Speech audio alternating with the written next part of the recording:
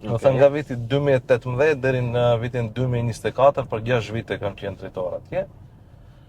Kemi ndërtuar, domethënë, gjithë rrjetin e transmisionit. Mirë që e përmende, kur do kemi gaz, përfundimisht me parashikimet e projektit?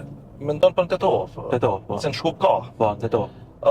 Gasilci është i përfunduar në 100%. Domethënë ishte një periudhë jashtëzakonisht me shumë të lashe. Atëherë se unë kur u emrova drejtor, akoma nuk ishte filluar procesi i ekspropriimit.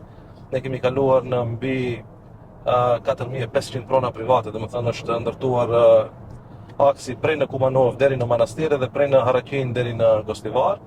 Beso për 2 vite e kemi mbaruar këtë, domethënë 95% e punëve u realizua në një periudhë shumë të shkurtër, domethënë për 2 vjet, pastaj pjesa 5% që ishte me procese gjyqësore, neglizhencë e shumë institucioneve tjera, se janë të kyçura shumë institucione në realizimin e këtij projekti që varet realisht realizimi, po e mira është se domethënë Gasilci është i gatshëm, duhet të fillojë rrjeti i shpërndarjes të ndërtohet, qeveria tani ka një ngecje të konsiderueshme të kjo pjesë, po unë shpresoj se shumë shpejt. Kam qenë i bindur, të jemi sinqert, se ne me 2022-2023 edhe do e kemi gazin Tetov, po ishte ajo periudha e pandemisë, krijoi edhe shumë të lashe, edhe marrëveshje për distribuimin u zhagit shumë.